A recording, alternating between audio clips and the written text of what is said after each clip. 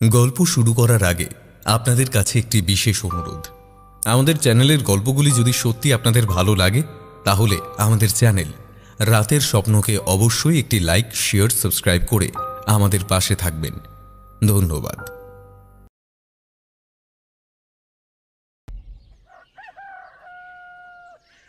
ও মা, খুড়িমা তুমি কখন এলে? দেখতে পেলুম নি তো।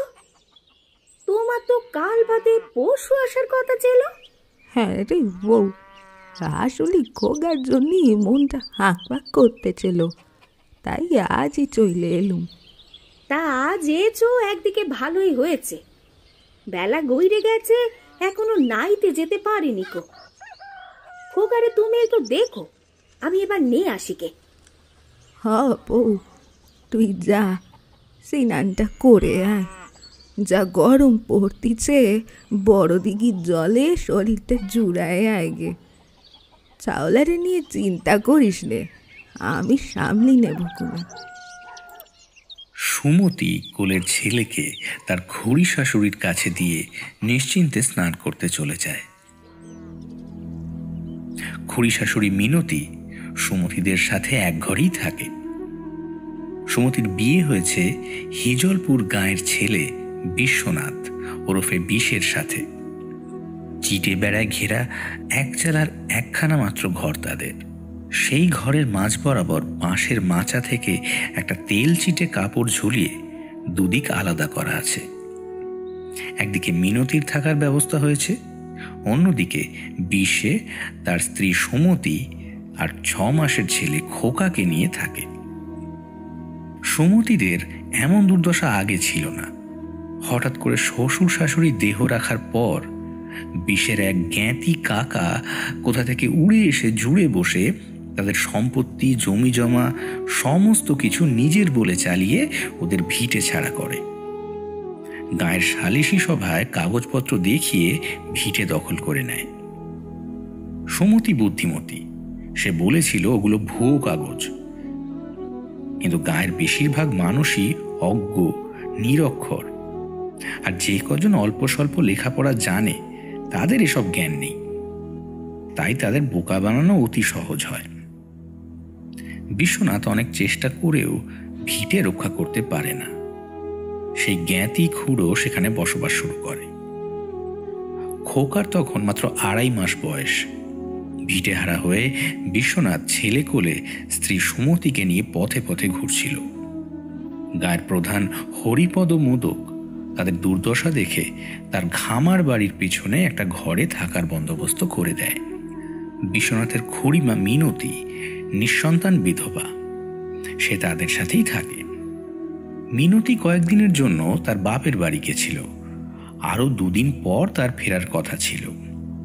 খোকার টানে আজই চলে এসেছে। হিজল গাছে ছাওয়া এই হিজলপুর গ্রামের প্রাকৃতিক সৌন্দর্য বড়ই মনোরম। গ্রামের অনেকখানি অংশ জুড়ে একটা বিরাট দিঘি রয়েছে, তার নাম বড় দিঘি। সেই জল যেমন শীতল তেমনি স্বচ্ছ ও নির্মল। মেঠো পথের দুধারে চোখ জুড়ানো শস্যক্ষেত যেন দিগন্তে গিয়ে মিশেছে। বিশ্বনাথ এই হিজলপুর গ্রামেই জন্মেছে। নিজের গ্রামকে সে বড়ই ভালোবাসে। কিছুদিন হলো সে ইট ভাটায় কাজ পেয়েছে। মালিক হাড় ভাঙা খাটিয়ে নিলেও তার দয়ার শরীর, মাঝে মাঝে 2 পয়সা বাড়তি দেয়। এই কাজটা পাবার পর থেকে একটু সুখের মুখ দেখেছে। তাই বিশ্বনাথ ঠিক করে আরো কিছু টাকা জমিয়ে মালিকের কাছ থেকে ধার করে মাঠের ধারে একটা ঘর তুলবে, তারপর এখান থেকে চলে যাবে। ওদিকে কিছুক্ষণের মধ্যেই খোকার আবার ঘুম ভেঙে যায়। দিঘিটা বাড়ির একদম কাছেই। সুমতি ছেলের কান্না শুনতে পায়। এখনো কিছু কাপড় কাচতে বাকি আছে। খোকাকে খাইয়ে এসে বাকি কাপড় কাচা যাবে ভেবে তড়িঘড়ি 2টো ডুব দিয়ে উঠে পড়ে সুমতি। ডাই করা কাঁথা কাপড় পাথরের উপর তুলে রেখে ঘরের দিকে পা বাড়ায়, কিন্তু উঠোনে পা দিতেই একটা দৃশ্য দেখে থমকে যায় সে। খোকার কান্না থেমে গেছে। মিনতি খুড়ির কাঁচা পাকা এলো চুল তপ্ত হাওয়ায় ফুলে ফেপে উঠছে, তার বুকের কাপড় খসে গেছে। সে মাটির দাওয়ায় বসে খোকাকে তার স্তন পান করাচ্ছে। ভারী রাগ হয় তার। সে ছুটতে এসে ভিজে গায়ে খোকাকে নিজের কোলে তুলে নেয়। সুমতি লক্ষ্য করে খুড়িমার কোটরাগত চোখ দুটো যেন ঠেলে বেরিয়ে আসছে। সেই চোখে হিংসা ও নিষ্ঠুরতার ছাপ ফুটে উঠেছে। ঠোঁট দুটো যেন হঠাৎ করেই ভীষণ মোটা হয়ে গেছে। দুটো সদন্ত দুপাশ থেকে মাঝে মাঝেই উঁকি মারছে। এমন লোলুপ দৃষ্টিতে খোকার দিকে তাকিয়ে আছে সে। এ কি কুৎসিত ভয়ঙ্কর চেহারা হয়েছে খুড়িমার। তাছাড়া সে খোকাকে দুধ খাওয়াচ্ছেই বা কি করে? সুমতির মাথা গরম হয়ে যায়। সে ঝাঁঝিয়ে ওঠে। এ কি খুড়িমা, এ কি চেহারা চিনি হয়েছে তোমার? চোখ অমন লাল পানা হয়ে আছে কেন? তাছাড়া তুমি খোকারে দুধ খাওয়াইতেছো কেমনে? দুধ এলো কোথা থেকে? তোমার তো ছেলে পিলেও হয়নি কো। তোমার তো মেলা বয়সও হয়েছে। ব্যাপারখানা কি? হ্যাঁ, একবার কও দেখিনি। মিনতি কোনো কথার উত্তর দিল না। রাগে ফুঁসতে ফুঁসতে আঁচলটা কাঁধে ফেলে ঘরে চলে গেল। সুমতি হাঁ করে একদৃষ্টে চেয়ে রইল সেই দিকে।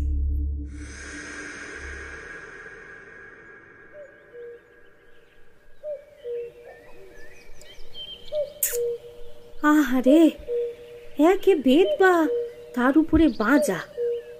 খোকারে দুধ খাওয়াতে দেখে বুড়ো মানুষটারে গাল মন্দ করে ফেলেছিলুম রাগের মাথায়। সেই জন্যই মনে ব্যথা পেয়ে চুপ কইরে গেছে বোধহয়। সুমতির আফসোস হয়। খোকাকে ঘুম পাড়িয়ে সে আবার ঘাটে চলে যায়। কাঁথা কাপড় কেচে যখন ঘাট থেকে ওঠে তখন সূর্য ডুবে গেছে। পাড়ার কিছু মেয়ে বউ দিঘির পাড়ে হাওয়া খেতে এসেছে। তাদের সাথে দুটো কথা বলেই চলে আসছিল সুমতি। হঠাৎ পারুল তার পথ আটকে নিচু গলায় বলল, খবর শুনেছ বৌদি? ভাগ্যিপাড়া এক ডাইনের উৎপাত হয়েছে গো। কিছুদিন ধরে নাকি ওখান থেকে ছোট ছোট ছেলে মেয়েরা ভর দুপুরে আর সন্ধ্যের মুখে খেলতে গিয়ে কোথাও উধাও হয়ে যাচ্ছে। তারপর জঙ্গল থেকে তাদের রক্ত মাখা কাপড় চোপড়, হাড় গোড়, চুল নখ এইসব পরে থাকতে দেখা যাচ্ছে। তার মধ্যে আজ হঠাৎ বিষ্টুবাগদের চাওলা কানাই রে খুঁজে পাওয়া যাচ্ছে নে। ঘর থেকে কখন যেন বেরিয়ে গেছে কেউ খেয়াল করে নে। তা সে তো আর একেবারে কচি কোগাটি নয় গো, 12 বছর অতি চললো। কোথায় গেছে কে জানে। এমন সময় নগেন হাঁপাতে হাঁপাতে এসে বলল, কি সাংঘাতিক কাণ্ড ঘটে গেছে গো। তোমরা একবারটি নিজের চোখে দেখে যাও। ওই ওই ওই মুদের গ্রামের উপরে কে এমন কুনজর দিল গো। বাচ্চা বাচ্চা পোলা পানগুলারে কে যেন ধৈরে নে বলি দিতেছে। ওই বনের অনেক ভিতরে না আজ আমরা গেছিলুম ওই কানাইয়ের খোঁজে। হ্যাঁ, সেখানে একখান হাড়ি কাঠের সন্ধান পাওয়া গেছে গো। ওই টাটকা রক্ত লেগে আছে ওই হাড়ি কাঠের গায়ে। হ্যাঁ, এই কিছুক্ষণ আগেই না সেখানে বলি হয়েছে।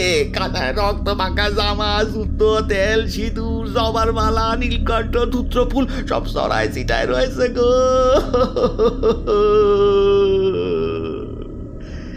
এই মনে হয় এটা কোনো ওই ডেকার দলের না কম বটে। হ্যাঁ, কানাইয়ের বাবাও সেই জামা কাপড় নেই মাত্র বাড়ি এসে। বড় দুঃখের ঘটনা ঘটছে গো। হঠাৎ করে গ্রামটার কি যে হইল। একদিকে ডায়েন আরেকদিকে ডাইকাত। কে ওদের বাঁচাবে গো। নগেনের কথা শুনে কাঁথা কাপড়গুলো কোনো রকমে উঠোনে রেখে সবার সাথে সুমতিও ছুটে গেল কানাইদের বাড়িতে। সেখানে তখন কান্নার রোল উঠেছে। কানাইয়ের মা লক্ষ্মীমণি রক্ত মাখা জামা কাপড় বুকে আঁকড়ে কাঁদতে কাঁদতে আছাড়ি পিছাড়ি খাচ্ছে। লক্ষ্মীকে দেখে সুমতির বুকটা হু হু করে ওঠে। সন্তান হারা মায়ের বুক ফাটা আর্তনাদ সে আর সহ্য করতে পারে না। সেও তো মা, মুখে আঁচল চাপা দিয়ে এক প্রকার দৌড়ে নিজের ঘরে ফিরে আসে।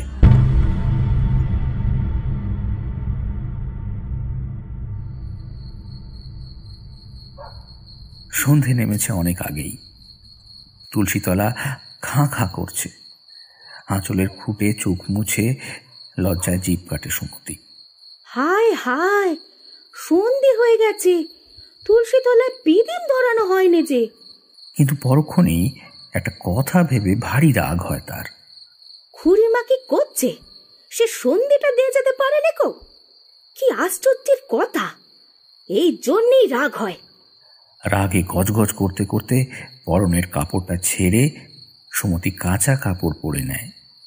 প্রদীপ ধূপ জ্বালিয়ে মা তুলসীর আরাধনা করে।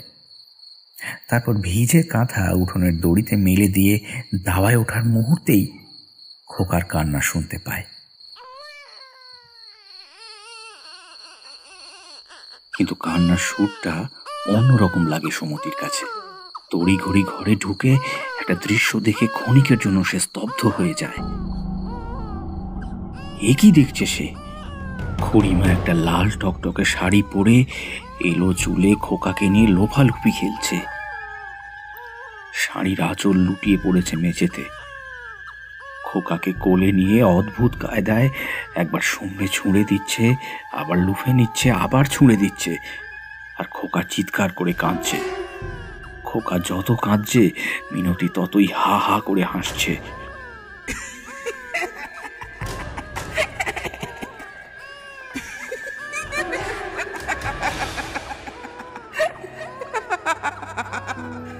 চোখের কোলে গাঢ় মোটা কাজল, পিঙ্গল বর্ণ চোখের মণি দিয়ে যেন জ্বলন্ত অঙ্গার বেরিয়ে আসছে। মোটা মোটা ভারী টকটকে লাল ঠোঁটের ফাঁক দিয়ে ঝকঝকে সাদা দাঁতের শাড়ি উকি মারছে। খুড়িমার মাঝে সাঝে খয়ের দেওয়া পান খাওয়ার অভ্যেস আছে ঠিকই, কিন্তু এই মুহূর্তে তার জিভ ঠোঁট এমন রক্তবর্ণ ধারণ করেছে যেন মনে হচ্ছে খানিক আগেই সে রক্ত পান করে এসেছে। হাসি তো নয়, যেন গলা দিয়ে জান্তব হুঙ্কার ছাড়ছে।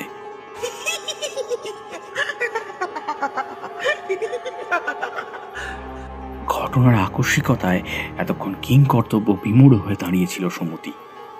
সম্বিত ফিরে পেতেই সে এক ছুটে মিনতির হাত থেকে খোকাকে ছাড়িয়ে নিয়ে আসতে চায়। মিনতি তার মধ্যেই খোকাকে আরো উঁচুতে তোলে।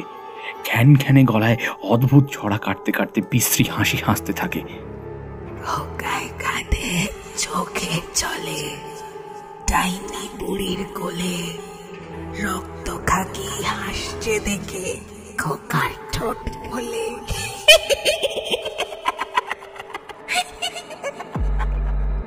এ কি খুড়িমা? খুড়িমা ছড়া কাটতে কাটতে এসব কি কথা কইছে? ভূতে পেলে নাকি খুড়িমাকে? হ্যাঁ হ্যাঁ, নির্ঘাত ভূতে পেয়েছে। ওগো ওগো, তোমরা কে কোথায় আছো গো? এদিক পানে এসো, খুড়িমাকে তেনাই পেয়েছে। ও জানিয়ে আসতে হবে, খোকার বাপ এখনো ঘরে ফেরেনি গো। কেউ ইট ভাটায় যে তারে খবরটা দে এসো গো। উঠোনে দাঁড়িয়ে তারও স্বরে চেঁচাতে থাকে সুমতি। তার কথাগুলো কানে যেতেই মিনতি থমকে দাঁড়ায়, খোকাকে আরো শক্ত করে চেপে ধরে। সুমতি সেই সুযোগে ছেলেকে জোর করে মিনতির কোল থেকে কেড়ে নেয়। তারপর মিনতিকে ধাক্কা মেরে ফেলে দিয়ে বাড়ির বাইরে বেরিয়ে আসে। ততক্ষণে তার চিৎকার শুনে পাড়াপড়শিরা সব ছুটে এসেছে। সব ঘটনা শুনে প্রতিবেশী হারু বলে, এ তো সাংঘাতিক কাণ্ড গো, কান্তু উজাকে দিকে আনতে হবে। তোমরা কেউ বিশেকে খবরটা দিয়ে আসো গো। ওদিকে দাওয়ার এক পাশে দাঁড়িয়ে সব কথা কান পেতে শুনছিল মিনতি। কান্ত ওঝার নাম শুনে তার ভিতরের ভূতটা একেবারে শান্ত হয়ে গেছে। এদিকে কিছু লোক তাকে দেখতে পেয়ে তেড়ে ফুড়ে দড়ি দিয়ে বাঁধতে এলো। মিনতিকে দেখে সুমতি তখন হাঁ হয়ে গেছে। কোথায় সেই কদাকার চেহারা, কোথায় সেই বিভৎস মুখ? এই মুহূর্তে খুড়িমার চেহারা সম্পূর্ণ স্বাভাবিক হয়ে গেছে। এ তো সাদা থান পরা, হাতে পায়ে খড়ি ফোটা, তাদের সাদাসিধে খুড়িমা। তাহলে একটু আগে কাকে দেখেছে সে? সুমতি আর কিছু ভাবতে পারে না, তার পায়ের তলার মাটি দুলে ওঠে। ইতিমধ্যে চেঁচামেচি শুনে হরিপদ এসে সব শুনে সকলকে শান্ত করে বলে, আহা, থামো দিকিনি তোমরা, কান তোকে ডাকার কোনো প্রয়োজন নাই। মিনতি খুড়িকে মোটেও ভূতে পায়নি। সুমতি বাড়িতে একা একটা দুধের শিশুকে নিয়ে থাকে, বিষে বাড়ি ফেরে সেই রেতের বেলা। তাছাড়া মিনতি খুড়ির বয়স হচ্ছে, কখন কি হয় না হয়, কিছু হলে সুমতি একা কি করি সামলাবে, সেসব নিয়ে সারাক্ষণ চিন্তে ভাবনা করে। তা থেকে কি দেখতে কি দেখেছে, ওসব ওর মনের ভুল। মিনতিকে ঘরে চলে যাবার নির্দেশ দেয় হরিপদ। তারপর সুমতিকে ডেকে তাকেও বুঝিয়ে সুঝিয়ে ঘরে পাঠাবার ব্যবস্থা করে। কিন্তু সুমতির মন থেকে চিন্তা যায় না, সে এত ভুল কখনোই দেখতে পারে না। সে তার স্বামীর ফেরার অপেক্ষায় সময় গুনতে থাকে।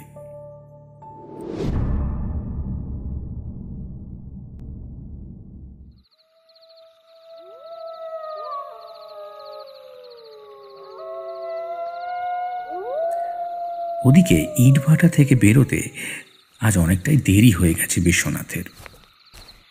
মালিক তার কাজে সন্তুষ্ট হয়ে আজ থেকে তাকে তদারকির কাজে নিযুক্ত করেছে। সে কিছু উপরি টাকা পেয়ে মনের আনন্দে বাড়ি ফেরার পথ ধরে।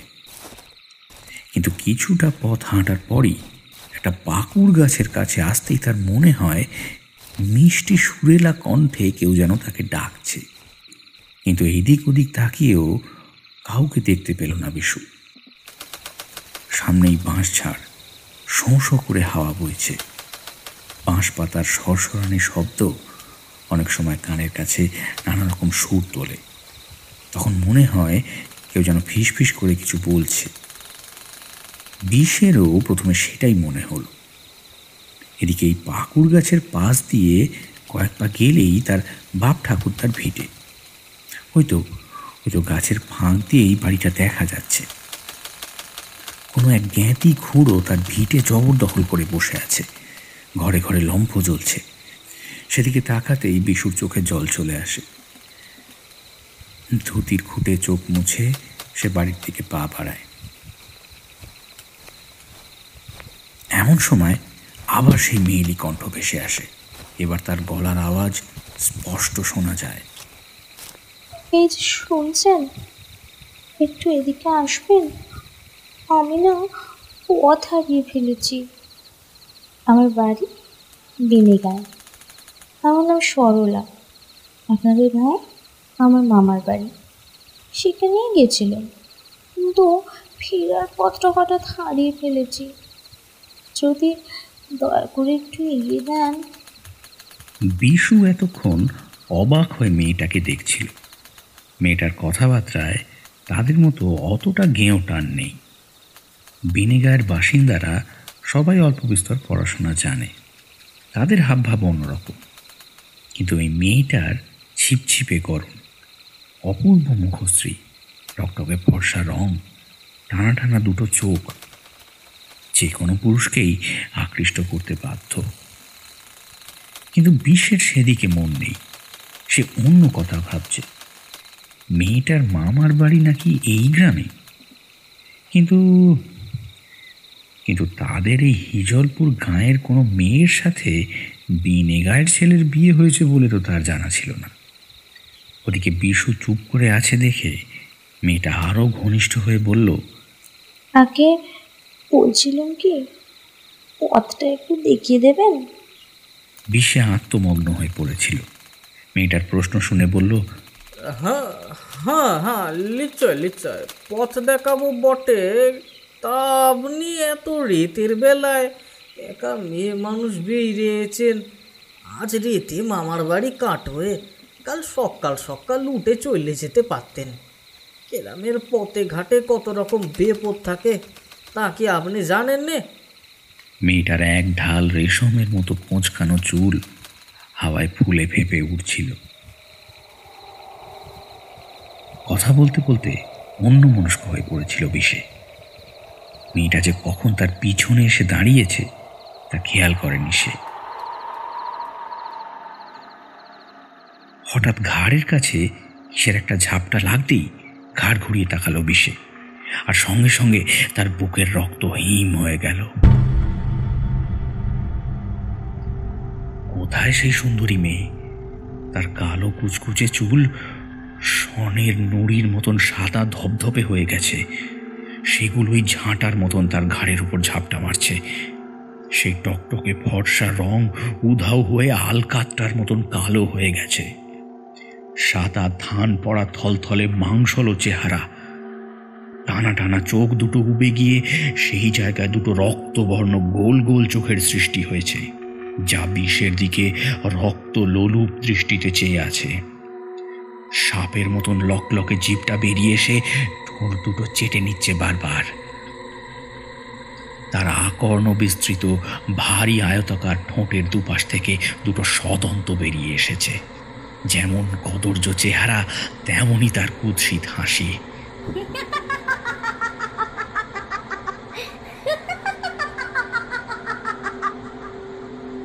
ঠিক পিশাচের মতন দেখতে, শয়তান ডাইনি বুড়ি। তীক্ষ্ণ নখরযুক্ত হাত দিয়ে বিষের ঘাড় চেপে ধরেছে সে। ওর মতলব বুঝতে বাকি থাকে না আর বিষের। সে ভয় চিৎকার করে ওঠে। ডাইনিটা এক হাতে তার মুখ চেপে ধরে গলার কাছে দাঁত বসাতে চায়, আর ঠিক সেই মুহূর্তে খুব কাছে কাদের কথাবার্তার শব্দ পেয়ে ডাইনি বুড়িটা বিষেকে ছেড়ে ছুটে পালায়। হারু আর নিবারণকে এগিয়ে আসতে দেখে অবাক হয়ে যায় বিষে। কি রে, এত রেত বিরেতে চললি কোথায়? অন্য কোথাও যাচ্ছি নে, তুই শিগগির করে যা। তোর খুড়িমার শরীরটা খারাপ হইছে, সুমতি চিনতে করছে দেখে আমরা তোকেই খবর দিতে বেরিয়েছিলাম। বিষে কোনো কথা না বলে ছুটতে ছুটতে ঘরের দিকে এগোয়। খুড়িমার খবরটা শুনে স্তক তার মনটা আনচান করছে। খুড়িমার কি হয়েছে কে জানে।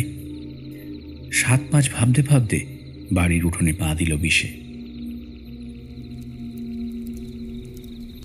গল গল করে উনুনের ধোঁয়া বেরোচ্ছে, চোখ মুখ জ্বালা করে ওঠে বিষের। এ বাড়িতে আসার পর সে দাওয়ার একধারে মাটি খুঁড়ে উনুন তৈরি করে দিয়েছে। ধোঁয়ার রেশ কাটিয়ে দাওয়ায় উঠে সুমতির কাণ্ড দেখে অবাক হয়ে যায় বিষে। সুমতি খোকাকে কোলে নিয়ে উনুন ধারে বসে রয়েছে আর হাত পাখা দিয়ে বাতাস করছে। বিষে হাঁ হাঁ করে ওঠে। বলি, ব্যাপার কানা কি গিন্নি, তোমার কি বুদ্ধি শুদ্ধি লোপ পেয়ে গেছে? খোকারে নিয়ে তুমি উনুনের ধারে বসে আছো, ওর চোখে নাকি ধোঁয়া ঢুকে যাবে তো। খোকারে খুড়িমার পাশে শোয়ে রাখলি তো পারতে। খুড়িমা ঘরে নাই? আছে, সে অনেক কথা, পরে বলবো খনি। এখন হাত পা ধুয়ে ছাওলারে নাও দেখিনি, আমি ভাত চড়াই গে। বিষে আর কথা না বাড়িয়ে খোকাকে কোলে নিয়ে ঘরে ঢুকে পড়ে। সুমতি সেদিকে তাকিয়ে একটা দীর্ঘশ্বাস ফেলে আর ভাবে যে খুড়িমার কথাটা খোকার বাপকে জানানো কি উচিত হবে? উনি কি বিশ্বাস করবেন কথাটা? থাকে, আরো 2 দিন দেখি বরং। তারপরেও যদি ফের ওই একই ঘটনা ঘটে তাহলে তো জানাতেই হবে। ওদিকে ঘরে ঢুকে খুড়িমাকে শুয়ে থাকতে দেখে নিবারণের কথা মনে পড়ে যায়। সে তো খুড়িমার অসুখ শুনেই দৌড়ে এসেছে, কিন্তু খোকাকে নিয়ে সুমতির ওভাবে বসে থাকতে দেখে সব ভুলতে বসেছিল। খুড়িমা চোখ বুজে শুয়ে আছে দেখে তার কপালে হাত রাখলো বিষে। ও খুড়িমা, এই অবেলায় শুয়ে আছো যে, শরীরটা কি খুব খারাপ হয়েছে? ও ব্রিজকে খবর দিমু? হ্যাঁ ও খুড়িমা। কিন্তু মিনতি চোখ বুজে পড়ে থাকে। তার বুকটা হাঁপড়ের মতো ওঠানামা করছে, ঘন ঘন নিঃশ্বাস পড়ছে, নাকও ডাকছে। খুড়িমা ঘুমিয়ে পড়েছে বুঝে বিষে আর তাকে জাগায় না।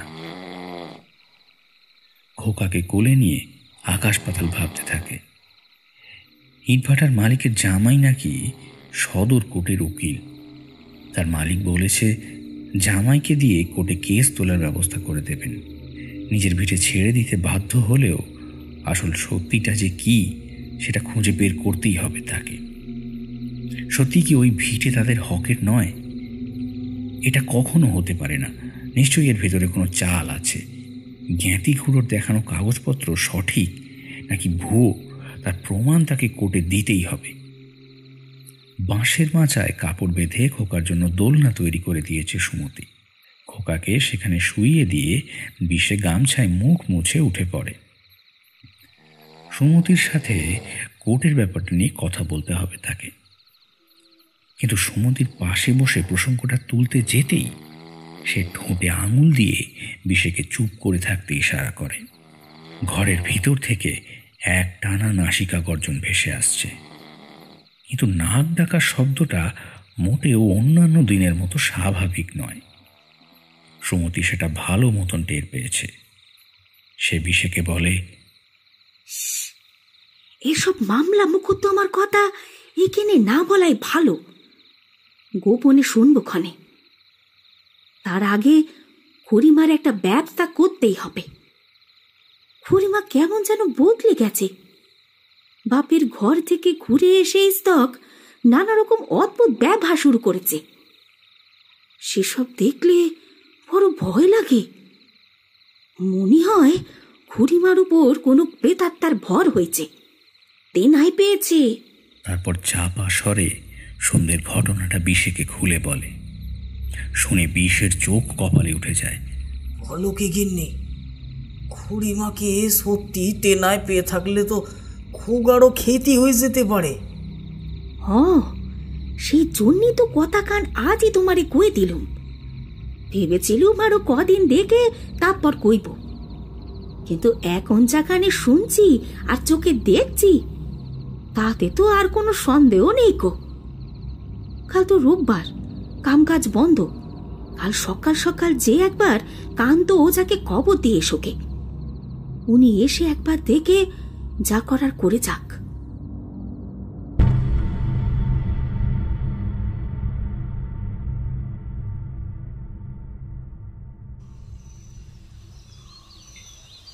পরদিন খুব ভোরে বিষে সুমতির কথা মতো রওনা দিল কান্ত ওঝার বাড়িতে।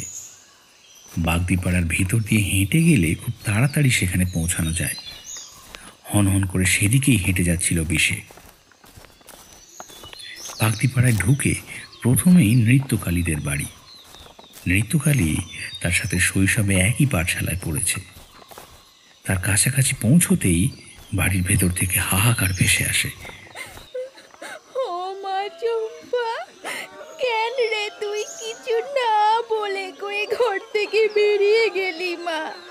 তোকে নিষেধ করেছিলুম, নাম ধরে কেউ ডাক দিলেও বাইরের পানে যাস নে মা, যাস নে। তাও কেন গেলি রে মা, তাও কেন গেলি? সেই বুক ফাটা কান্না শুনে বিষে এক ছুট্টে তাদের বাড়িতে ঢুকে পড়ে। উঠোনে লোক উপচে পড়েছে। এক কোণে দাঁড়িয়ে নৃত্যকালী মুখে আঁচল চাপা দিয়ে কাঁদছে। উঠোনের মাঝখানে অজ্ঞান হয়ে পড়ে আছে তার বৌদি সৌদামিনী। একপাশে কানের দুল, হাতের বালা, মাথার চুল, ছেঁড়া ফ্রক ইত্যাদি পড়ে রয়েছে। নৃত্যকালীর দাদা খগেন বাঘ সেগুলো হাতে নিয়ে বুক চাপড়ে কাঁদছে। দৃশ্যটা দেখে বিষের বুক কেঁপে ওঠে। হায় হায়, এ কি দেখছে সে, এ কি শুনছে?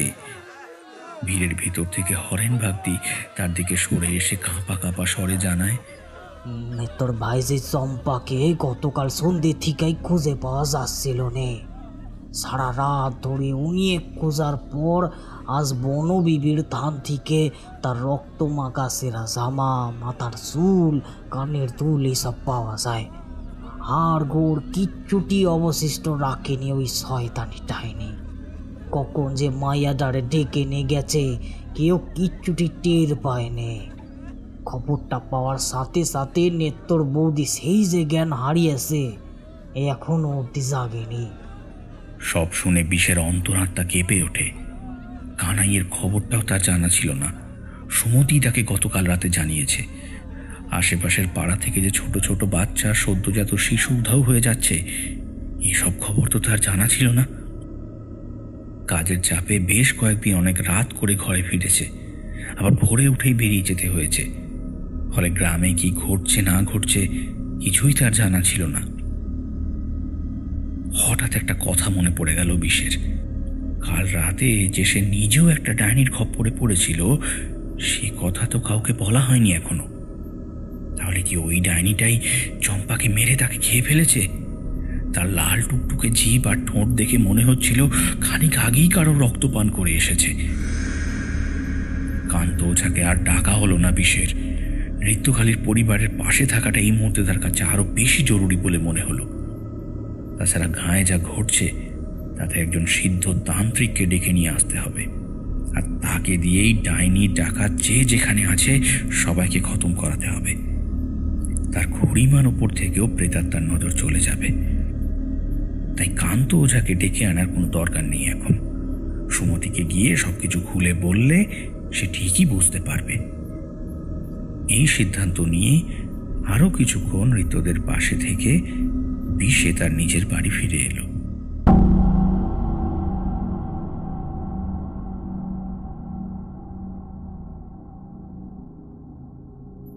হরিপদর সাথে সলা পরামর্শ করে বিকেল বিকেল পাশের গায়ে রমানাথ তান্ত্রিকের বাড়িতে যাত্রা করল বিশে। প্রায় মাইল দুয়েকের পথ। সেখানে পৌঁছতে পৌঁছতে সন্ধে হয়ে গেল। রমানাথ তান্ত্রিক আন্নিকে বসেছিলেন। আন্নিক সেরে তাদের সব কথা মন দিয়ে শুনলেন। তারপর দুই ভ্রুর মাঝখানে আঙুল রেখে চোখ বুজে ধ্যানে বসলেন। হরিপদ আর বিশে দুজনেই উৎকণ্ঠা নিয়ে প্রতীক্ষা করে রইল। একসময় ধ্যান ভঙ্গ করে রমানাথ উঠে দাঁড়ালেন। তিনি বললেন, শোন বাছারা, তোদের গায়ে শুধু একটা নয়, দুটো রক্তখাকি ডাইনির উপদ্রব ঘটেছে। তাদের মধ্যে একজন সুন্দরী মেয়ে সেজে নিজের রূপে ভুলিয়ে গায়ের অল্প বয়সী পুরুষদের আকর্ষণ করতে শুরু করেছে। এরপর সুযোগ বুঝে তাদেরকেও খেয়ে ফেলবে। আর একজন গায়েরই কারোর বাড়িতে পরিবার পরিজন সেজে মিশে আছে। তাদের জব্দ করতে হলে আমায় তিথি নক্ষত্র দেখে সাধনায় বসতে হবে। সে বড়ই কঠিন সাধনা। একটু অপেক্ষা কর, দিনক্ষণ বলে দেব। তবে এই ডাইনিরা তোদের গায়ে স্বেচ্ছায় আসেনি, ওদের আহ্বান করে আনা হয়েছে। যে ওদের ডেকে এনেছে সে নিজের কোনো অসৎ উদ্দেশ্য চরিতার্থ করতেই ওদের ডেকে এনেছে। রমানাথের কথা শুনে হরিপদ আর বিশে পরস্পরের মুখ চাওয়াচাই করে। একাধিক ডাইনির কথা শুনে আঁতকে ওঠে তারা। হরিপদ বলে, এগে ঠাউর মশাই, মোরা একদিন জানতুম এক ডাইনি আর এক ডেকাতের কথা। সে ডেকাত নাকি ছোট ছেলে মেয়েদের ধরে নড় বলি দিতেছে। গভীর জঙ্গলে বলি দেবার আড়ি কাঠের সন্তানও পাওয়া গেছে। আমি নিজে চোখে দেখিয়েছি। কানাইকে ওকে নেই বলি দেওয়া হয়েছে। বড়ই করুণ মর্মান্তিক ঘটনা বাছা। ঠাউর মশাই, আপনি একটা বিদেন দেন, ওই ডাইনিদের তাড়াবার ব্যবস্থা করেন।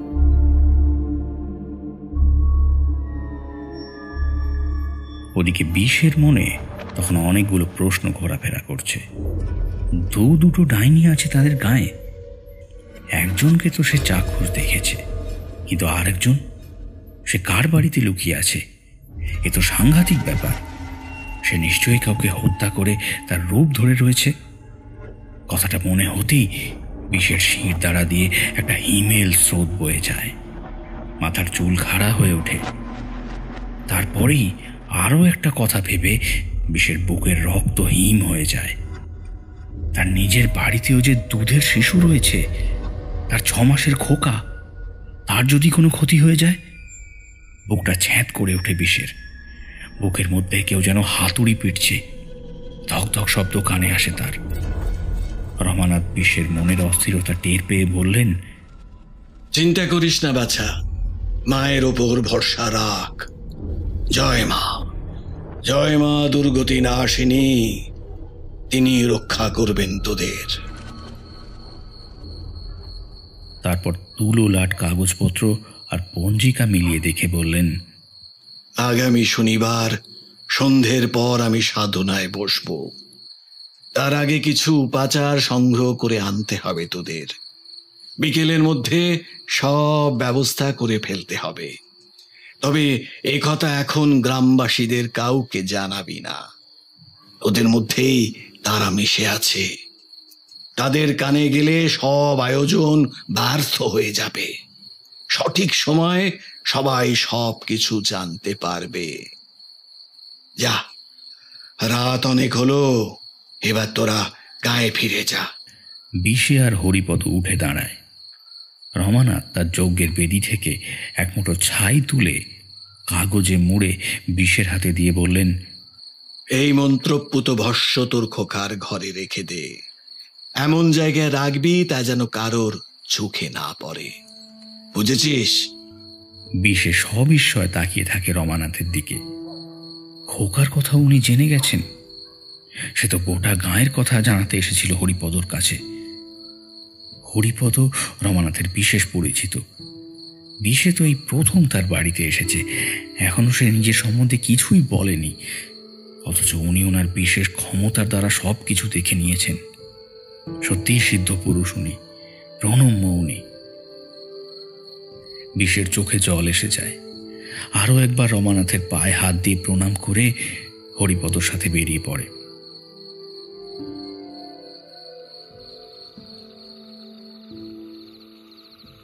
গ্রামে পা দিতেই ভেড়া পেটানোর শব্দ কানে আসে তাদের কানে।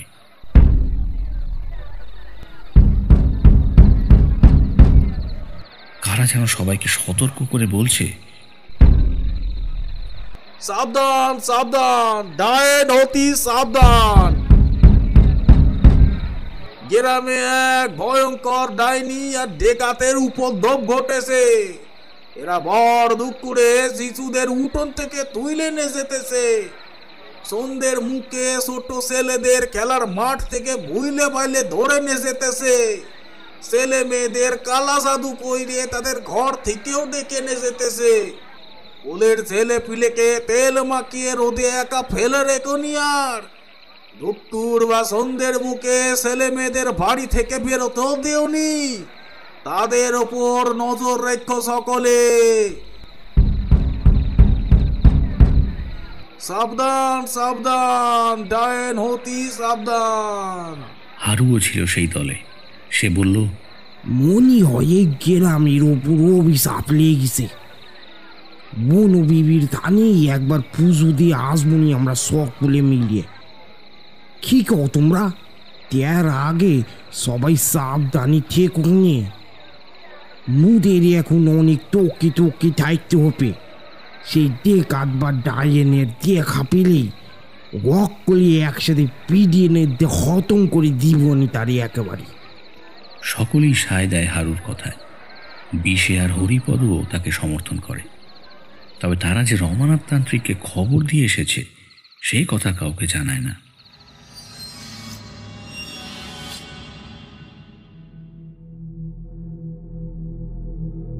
রাতে খাওয়া দাওয়ার পর খুড়িমা সুমতি সকলে ঘুমিয়ে যাবার পর বিশু সেই কাগজের মোড়কটা তরঙ্গের ভেতর লুকিয়ে রেখে দেয়। রমানাথের চমৎকারিত্বে পরপর কয়েকটা দিন নির্বিঘ্নেই কেটে যায়। আর কোনো ক্ষয়ক্ষতি বা মৃত্যুর সংবাদ আসে না। দেখতে দেখতে শনিবার এসে যায়। সকাল থেকে হরিপদ আর বিষে সবার অলক্ষ্যে জোগাড় যন্ত্রের কাজে লেগে পড়ে।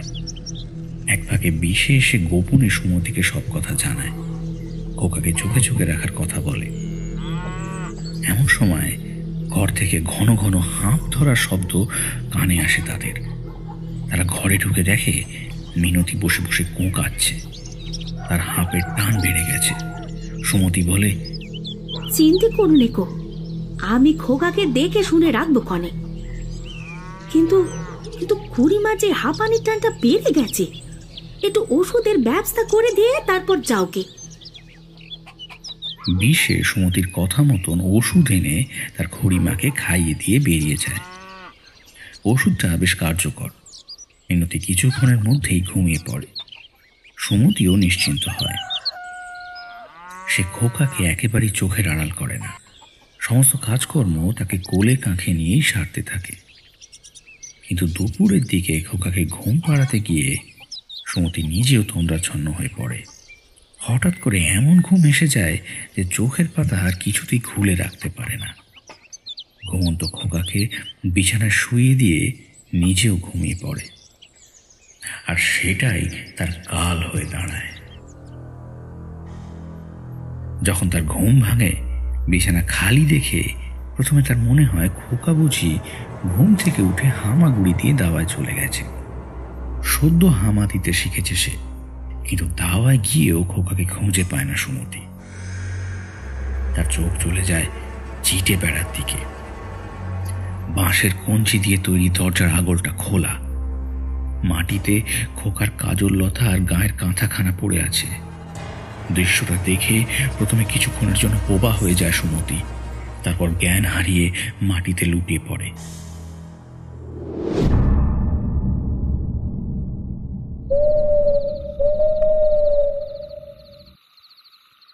ওদিকে জঙ্গলের অনেক ভিতরে সাধনার আয়োজন করেছেন তান্ত্রিক রমানাথ। স্থানটা বেশ ভয়ঙ্কর এবং লোকালয় থেকে অনেকখানি দূরে, ফলে বিষের কানে কোনো খবরই পৌঁছায় না। সেই দুর্গম স্থানে যাবার পথে বনবিবির ধানে হাঁড়িকাঠটা দেখে তার অন্তরাত্মা কেঁপে ওঠে। হাঁড়িকাঠে এখনো রক্ত লেগে আছে। রমানাথ প্রতিজ্ঞা করলেন যে সাধনার পথ যতই কঠিন হোক, তাতে যদি তার প্রাণের আশঙ্কা থাকে, তাহলে নিজের প্রাণের বিনিময়ে হলেও এই গ্রামকে রক্ষা করে তবেই তিনি শেষ নিঃশ্বাস ত্যাগ করবেন। সমস্ত উপাচার সাজিয়ে ঠিক সন্ধ্যের মুখে সাধনায় বসে গেলেন তান্ত্রিক রমানাথ। তার নির্দেশে হরিপদ একটা কুচি বাঁশ গাছ কেটে এনেছে, যার উচ্চতা হাত তিনেকের বেশি নয়। রমানাথ সেটা 3 বার মেপে নিয়ে মাটিতে পুঁতে দিলেন। তারপর তাতে সিঁদুর ও জাফরান লেপন করে একবার চারপাশে চোখ বুলিয়ে নিলেন। তারপর মাটিতে হাঁটু পুঁতে পিছনে পা প্রসারিত করে পশ্চাতে ভর দিয়ে বসে গেলেন। ওই অবস্থায় করজোড়ে চোখ বুজে মূল মন্ত্র জপ করতে শুরু করলেন। হরিপদ আর বিষেও হাত জোড় করে পাশে বসে রইল। কিছুক্ষণের মধ্যেই তারা টের পেল চারপাশের পরিবেশটা কেমন যেন বদলে গেছে। একটা দম চাপা বায়ুশূন্য পরিবেশের সৃষ্টি হয়েছে। থমথম করছে চারদিক।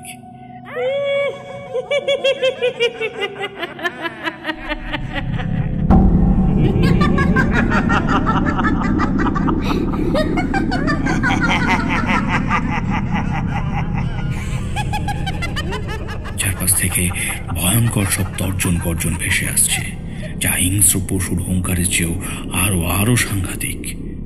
সেই গর্জন ক্রমশ বেড়েই চলেছে।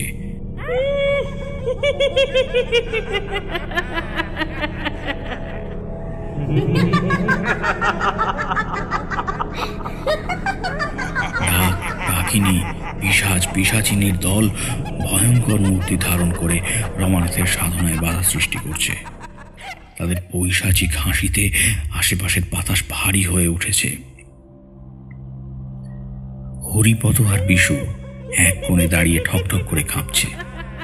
রমানাথ কিন্তু কোনো দিকে দৃকপাত করলেন না। নিবিষ্ট মনে মূল মন্ত্র পাঠ করতে লাগলেন।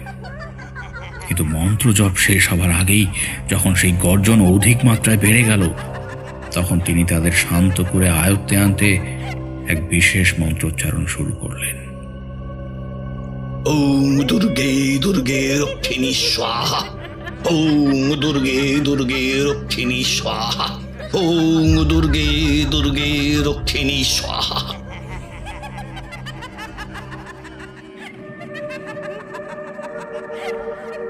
যে অসৎ ব্যক্তিটি ডাকিনীদের আহ্বান করে এনেছে নিজের কার্যসিদ্ধির উদ্দেশ্যে, সে নিজেও একজন তান্ত্রিক। মনে মনে তার নাম উচ্চারণ করে বিশেষ মন্ত্রটি 10 বার পাঠ করতেই সমস্ত তর্জন গর্জন থেমে গেল। সেই অসৎ তান্ত্রিকের আজ্ঞাবাহী 2 অপশক্তি তাকে ছেড়ে ধীরে ধীরে প্রকট হল রমানাথের সামনে। তাদের দেখে বিষে চোখে অন্ধকার দেখল।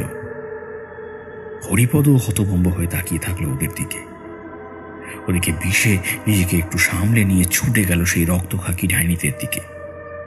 তাদের মধ্যে একজন সেই সরলা নামের কুৎসিত ডাইনিটা, যে সুন্দরী মেয়ে এসে যে আক্রমণ করেছিল তাকে। কিন্তু আরেকজন, তাকে সে এক্ষুনি নিজের হাতে পিটিয়ে মেরে ফেলতে চায়, তবেই তার শান্তি হবে। কারণ সে আর কেউ নয়, সে তার খড়িমা, সেই কিনা মানুষরূপী ডাইনি বুড়ি। পাশেই একটা বাঁশ পড়েছিল, সেটা নিয়ে তার মাথায় মারতে উদ্যত হয়। কিন্তু সেই মুহূর্তে বনবিবির থানের দিক থেকে একটা কচি শিশুর কান্নার আওয়াজ ভেসে আসে।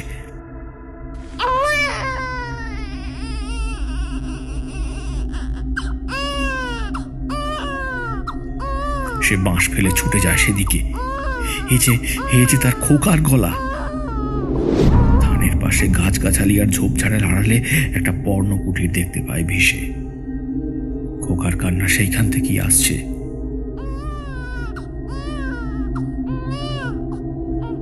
কিন্তু কুটিরের সামনে যাওয়া মাত্র আগুন জ্বলে ওঠে। কেউ গন্ডি কেটে বেঁধে রেখেছে। সঙ্গে সঙ্গে ঠাকুরমশাইয়ের কথা মনে পড়ে গেল বিষের। কোনো ডাকাত নয়, একজন অসৎ তান্ত্রিক এসব ঘটাচ্ছে। বিষে টের পেল সেই লোকটাই ওই মিনতি ডাইনিকে দিয়ে তার খোকাকে উঠিয়ে নিয়ে এসেছে। তার মানে সকাল থেকে হাঁপ ধরার মিথ্যে অভিনয় করে পড়েছিল মিনতি বুড়ি, যাতে সুমতি ওর বদমতলব কোনোভাবেই বুঝতে না পারে। বিষের এইসব চিন্তা ভাবনার মধ্যেই কুটিরের ভিতর থেকে খোকাকে নিয়ে গণ্ডির ভেতরে এসে দাঁড়ায় সেই শয়তান তান্ত্রিক। বিকট অট্ট হাসিতে ফেটে পড়ে সে। হাসতে হাসতে বলে,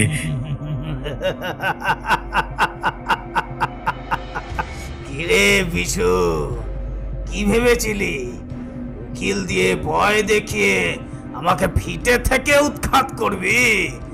দেখ, তোর ছেলেকে আমি ধরে নিয়ে এসেছি। আজ বনবিবির থানায় ওকে বলি দেব।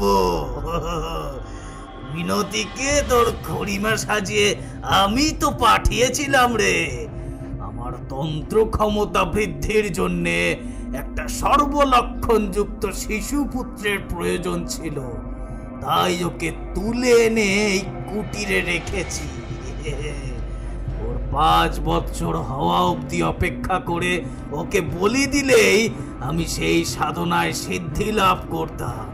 কিন্তু আদালতের সমন পাঠিয়ে আমার সেই কাজকে ত্বরান্বিত করে দিলি তুই। ওর চোখের সামনে এই গণ্ডির ভেতরেই তোর খোকাকে বলি দিয়ে রক্তে রাঙাবো আমি। তুই শুধু দাঁড়িয়ে দাঁড়িয়ে দেখবি। হ্যাঁ, তুই শুধু দাঁড়িয়ে দাঁড়িয়ে দেখবি, তবু কিচ্ছু করতে পারবি না। গণ্ডি পেরোলে সাক্ষাৎ মৃত্যু হবে তোর, সাক্ষাৎ মৃত্যু।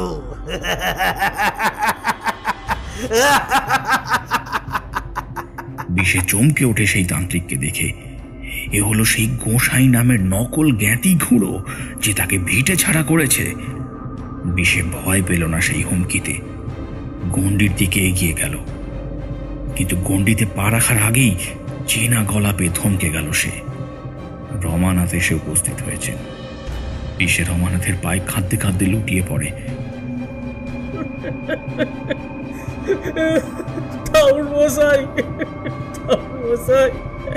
আমার খোকারে আপনি বাঁচান। ওই শয়তান গোসাই বুড়ো ওকে এক্ষুনি মেরে ফেলবে।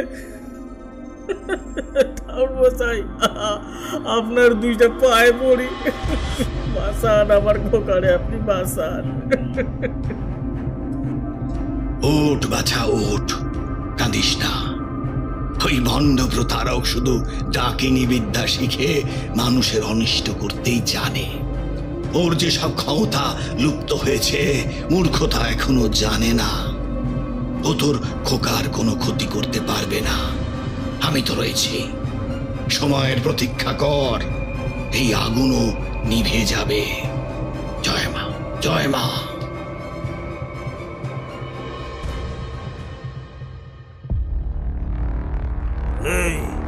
কি বললি তুই? সেদিনের ছোকরা তান্ত্রিক, তুই আবার তন্ত্র সাধনার কি জানিস রে? আমার ক্ষমতা লুপ্ত করবি, এত সাহস তোর? দেখি দেখে কি করে তুই রক্ষা করিস বিশুর ছেলেকে। এই আগুন পেরিয়ে আসার ক্ষমতা তুই তো ছাড়, অন্য কারোরই নেই, অন্য কারোর নেই।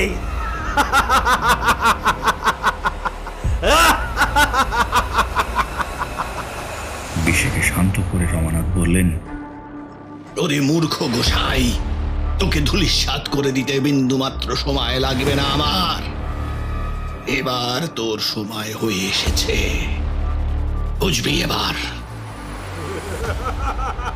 গোসাই তান্ত্রিক আবার ব্যঙ্গের হাসি হাসতে থাকে। সেদিকে কর্ণপাত না করে রমানাথ পিছন ফিরে কাদের যেন আদেশ দিলেন, হাই, তোরা সব যা, এখনই আগুন ডিঙিয়ে ওই ভণ্ড শয়তানটার কাছ থেকে খোকাকে নিয়ে আয়।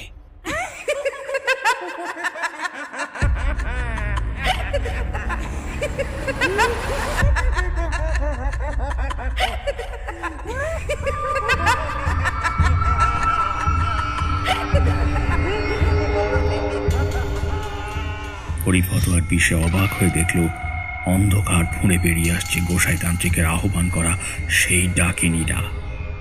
আগের চেয়েও আরো বেশি কুৎসিত এবং ভয়ঙ্কর মূর্তি ধারণ করেছে।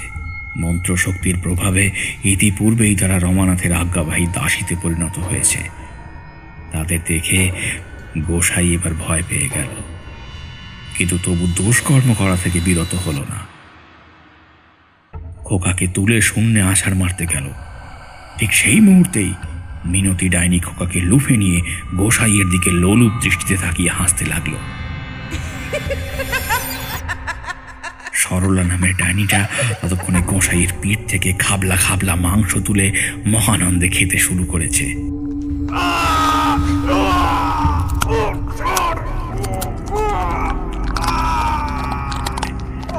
গোসাই তান্ত্রিকের গগন বিদারী আর্তনাতে কেঁপে উঠল হিজলপুর গাঁয়ের বনভূমি।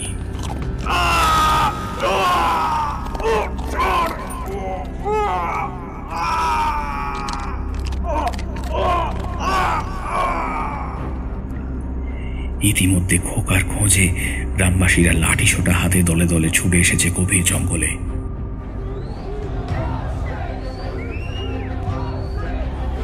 বনবিবির ধান পেরিয়ে আরো কিছুটা গভীরে যেতেই সেই পর্ণকুঠিরের দেখা পেল তারা।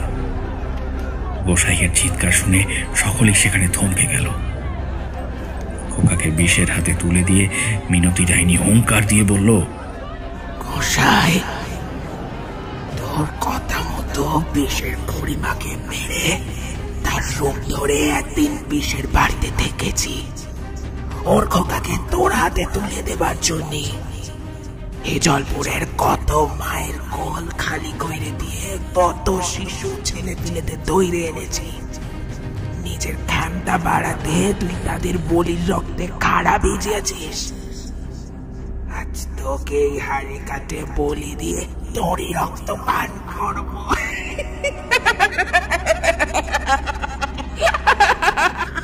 হিজলপুরের আকাশ বাতাস কেঁপে ওঠে সেই ভয়ঙ্কর অট্টহাসিতে। গ্রামবাসীরাও লাঠি ছোটা নিয়ে ঝাঁপিয়ে পড়ে গোসাইয়ের উপরে। শালা আমাদের ছেলে পিলাগুলা রেডে বলি দিতাছিল, মার মার জেনে মার মার মার মেরে ফেল বেটা, মেরে ফেল মার জেনে মার মার ছাড়বি না, মার মার মার মেরে ফেল বেটা, মেরে ফেল মার মার মার। ধুকতে ধুকতে বিষের পা ধরে ক্ষমা চায় গোসাই তান্ত্রিক। রমানাথ বললেন, যেমন কর্ম তেমন ফল। রমানাথের কথা শেষ হতে না হতেই একটা কান ফাটানো আর্তনাদ শুনে চমকে ওঠে সবাই। তারা দেখল ডাকিনীরা মহল্লাসে খড়গ হাতে গোসাই তান্ত্রিককে হিড় হিড় করে টানতে টানতে কোথায় যেন নিয়ে যাচ্ছে। ছেড়ে দে আমাকে, ছেড়ে দে।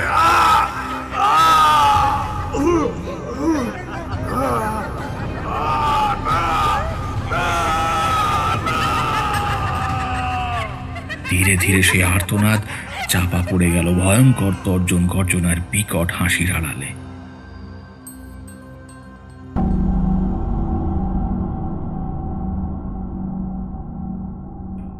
ঘটনার আকস্মিকতায় কিছুক্ষণের জন্য সকলেই ভাষা হারিয়ে ফেলেছিল। রমানাথের কথায় তাদের এবার চেতনা ফিরে এলো। এই ভণ্ড গোসাই কস্মিন কালেও বিশুদের আত্মীয় ছিল না। সম্পূর্ণ পৃথক বংশভূত গোসাই নিজের অপকর্ম সিদ্ধি করে এক গ্রাম থেকে অন্য গ্রামে পালিয়ে বেড়াতে অভ্যস্ত ছিল। তারপর একবার এই হিজলপুর গাঁয়ে এসে এখানকার এই সরল সাদাসিধে গ্রাম্য মানুষদের দেখে এখানেই আস্তানা গেড়ে তোলার পরিকল্পনা করে। বিশে ভিটের ওপর ওর নজর পড়ে। বিশের মাথার ওপর এক বিধবা খুড়িমা ছাড়া আর কোনো অভিভাবক ছিলেন না। সে বড়ই সরল এবং অজ্ঞ। ওর সরলতার সুযোগে ভুয়ো কাগজপত্র দেখিয়ে ভিটে মাটি কেড়ে নেয়। তারপর নিজের স্বার্থ সিদ্ধি করার উদ্দেশ্যে ডাকিনী বিদ্যা প্রয়োগ করে সে যথেচ্ছাচারিতা করতে থাকে। গভীর জঙ্গলে আস্তানা গেড়ে নিজের শক্তি বৃদ্ধির জন্য নরবলি দিতে শুরু করে। ডাকিনী আহ্বান করে তাদের কাজে লাগায়। ধীরে ধীরে সকলকে গ্রাস করে এই গ্রামের অধিপতি হওয়ার স্বপ্ন দেখেছিল সে। আজ তার সব জারিজুরি খতম হলো। জয় মা, জয় মা দুর্গতি নাশিনী, জয় মা। রক্ষা কর মা, এদের রক্ষা কর।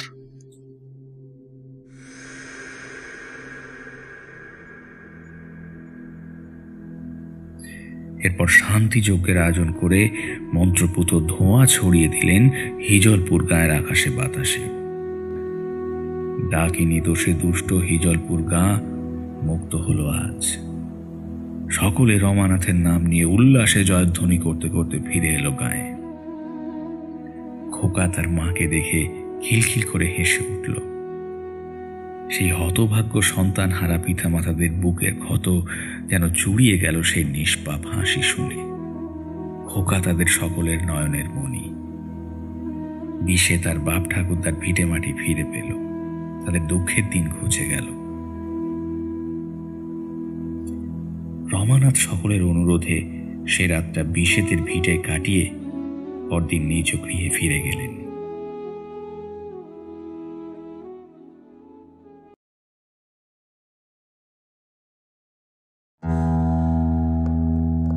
জমিদার বাড়ির ছেলে দিব্যজ্যোতি, তবে এখন তার গ্রাম চন্দ্রপুরে কেবল ফাঁকা বাড়িটাই রয়ে গেছে। জমিদারি আর নেই। তার খুড়তুতো দুই ভাই অনেক বছর থেকেছে সেখানে, তবে বছর দুয়েক হলো তারাও শহরে চলে গেছে। এখন তাদের দীর্ঘদিনের পাহারাদার দামুই বাড়িটা একাই সামলাচ্ছে। দিব্যজ্যোতি গল্প লেখে, তবে পেশায় সে একজন গাইনোকোলজিস্ট। মা বাবাকে অনেক আগেই সে হারিয়েছে, তাই শহরের বাড়িতে একাই থাকে। তবে মাঝে মাঝে উইকেন্ডে সে ঘুরতে যায় কোনো নিরালায়, সঙ্গে থাকে খাতা কলম। হঠাৎই সে ঠিক করলো এবার তার গ্রামের বাড়িতেই যাবে সে। সেখানে গিয়ে গ্রাম বাংলা নিয়ে গল্প লিখবে। সব গুছিয়ে ঘর বন্ধ করে বেরোনোর সময় সেখানে প্রিয়া এসে হাজির। কোথায় চললে? আবার নতুন গল্প লিখবে নিশ্চয়ই। তা এবার কোথায় গন্তব্য? আমাদের চৌধুরী বাড়ি। অনেকদিন যাওয়া হয় না, ঘুরেও আসবো। আর একটা গল্পের প্লটও মাথায় এসেছে, ওখানে গিয়েই লিখব। আমাকে নিয়ে যাবে? তোমাদের বাড়িটা দেখার খুব ইচ্ছে আমার। কথা দিলাম তোমার কাজে একদম ডিস্টার্ব করব না, প্রমিস। আচ্ছা বেশ, চলো। তা তোমার তো কিছুই প্যাক করা নেই, আর বাড়িতেও তো বলতে হবে। যাও গুছিয়ে আনো, আমি ওয়েট করছি না হয়। ওকে, একটু ওয়েট করো, আমি তাড়াতাড়ি গুছিয়ে নিয়ে আসছি। আসলে ভেবেইছিলাম এবারে তোমার সাথে যাবই, সে তুমি যেখানেই যাও। তবে আজ যাবে জানলে প্যাকিং আগেই করে নিয়ে আসতাম। দিব্যজ্যোতি একটু মুচকি হেসে বলল, আসলে আমিও হঠাৎই ঠিক করলাম আজই যাব, তাই আর বলা হয়নি। আবার দুদিনে ফিরেও আসবো। তবে চলো, লেটস গো। তোমার বাড়ি হয়েই একেবারে বেরিয়ে যাবক্ষণ। প্রিয়া দিব্যজ্যোতির বাগদত্তা। 6 মাস পরেই তাদের বিয়ের ডেটও ফাইনাল হয়ে গেছে। প্রিয়ার বাড়ি হয়েই চন্দ্রপুরের উদ্দেশ্যে বেরিয়ে পড়ল তারা। তবে চন্দ্রপুর ঢোকার মুখেই একটা ঘটনা ঘটল। তাদের গাড়ির চাকায় যেন কোনো বিড়াল বা কুকুর চাপা পড়ল বলে মনে হলো দিব্যর। যদিও প্রিয়া কিছুই বুঝতে পারেনি। দিব্য তাড়াতাড়ি গাড়ি থামিয়ে দিল। আরে কি হলো, গাড়ি থামালে যে? আমরা কি পৌঁছে গেছি?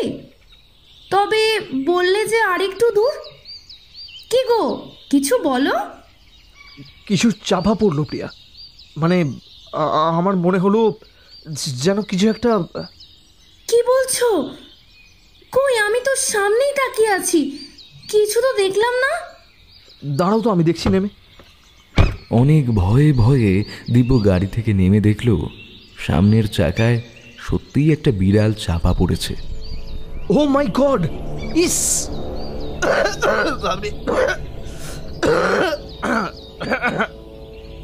বাবা! দিব্য কাশতে লাগলো। এবার প্রিয়াও গাড়ি থেকে নেমে এলো।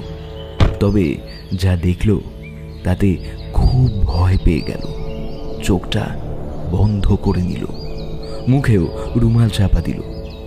ওহো, এটা কি করে হলো দিব্য? কিছুই তো ছিল না সামনে, তাহলে কি করে?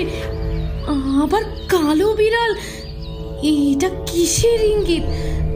খুবই অশুভ, আমার খুব ভয় করছে।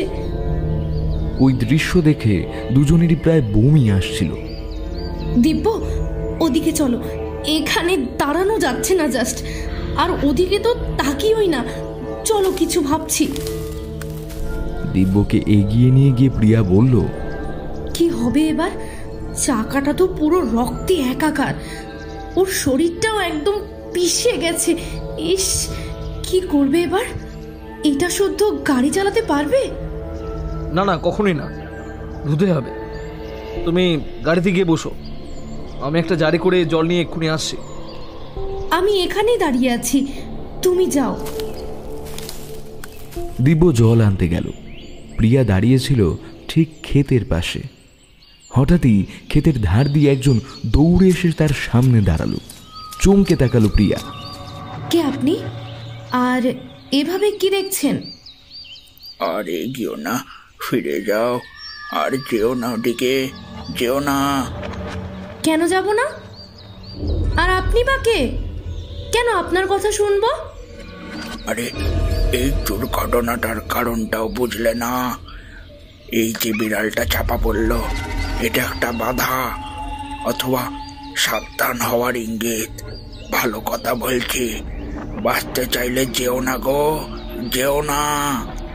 অদ্ভুত তো, একজন তার বাড়ি যাচ্ছে আর আপনি কোথা থেকে উড়ে এসে এরকম ভুলভাল বকছেন। সরুন। দিব্য জল নিয়ে এলো। প্রিয়া ছুটে গিয়ে জড়িয়ে ধরল দিব্যকে। কি হলো আবার? কিসে ভয় পেলে? ওই দেখ, ওই লোকটা বলছে। আরে কোথায় গেল? এই তো ছিল। কে? কি বলছো বলো তো? একটা লোক ওই দিক থেকে এসে আমাকে কি সব বললো। কি বললো?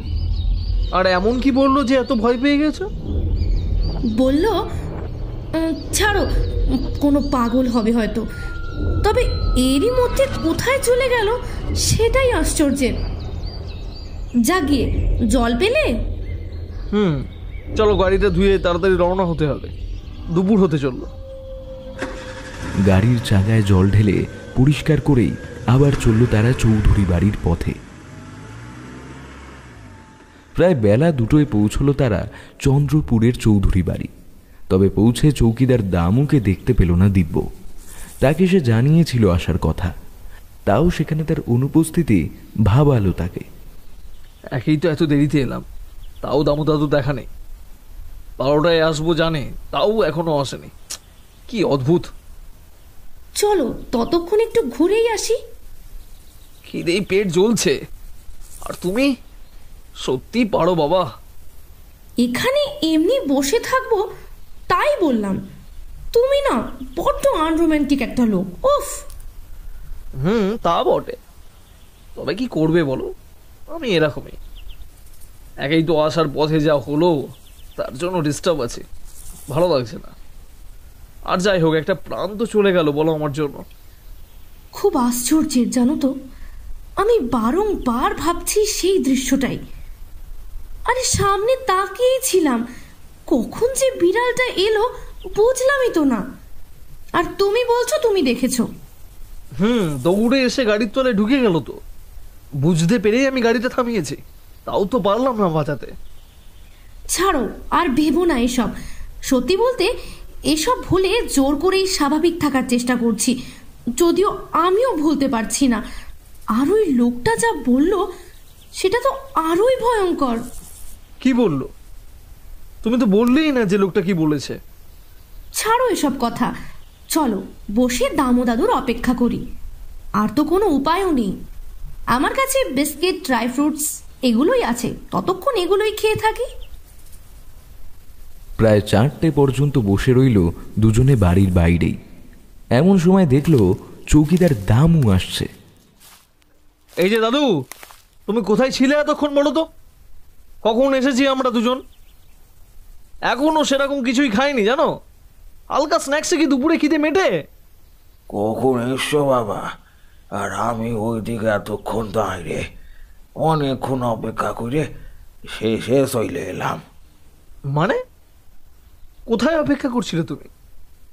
আর আমি তো এরকম কিছু বলিনি তোমাকে। আমি রেল স্টেশনে ছিলাম বাবা। তোমরা গাড়িতে আসবে জানলে তো রাস্তায় দাঁড়াতুম। আসলে আমি চাইনি তুমি এখানে এসো, তাই তো আটকাতে গিয়েছিল। তবে আর পারলাম কই, সেই চলে গেলে। সেদিন তোমাকে ফোনেও বলার চেষ্টা করেছিলাম এখানে আসতে না, তুমি আর শুনলে না, ফোন কেটে দিলে। তারপর আজ পর্যন্ত চেষ্টা করছি, তবে ফোনে পেলাম না তোমায়। সে যাকে চলে যাও বাবা, চলে যাও, এইখানে থেকো না। এখানে তোমার বিপদ, খুব বিপদ। কি বলছো তখন থেকে? কিসের বিপদ আর কেন? আর এসেছি তো দুদিনের জন্য, চলে যাবো তো পরশু দিনই। কেন এসব বলছো বলো তো? এই মুহূর্তে খুব খিদে পাচ্ছে দাদু, ভেতরে নিয়ে চলো তো, কিছু খেতে দাও। আর আমার বন্ধুটা প্রথমবার এসেছে, কি ভাবছে বলো তো? আর কিছু না বলে দামু তাদের ভিতরে নিয়ে গিয়ে খেতে দিল। নাও নাও, ভালো করে খেয়ে নাও, তারপর সন্ধ্যের মধ্যেই বেরিয়ে পড়ো। ভালো কথা বলছি, বিপদ বাড়াইও না। ও জানার আগে তোমরা চলে যাও, চলে যাও এখান থেকে। কে জানবে? আমার এই বাড়িটাকে ভুতুরে বানিয়ে দিও না প্লিজ। আচ্ছা ঠিক আছে, তোমরা খেয়ে নাও, তারপর সব বলছি। চলে গেল দামু। প্রিয়া খুব জোরে হেসে উঠল, তারপর বলল,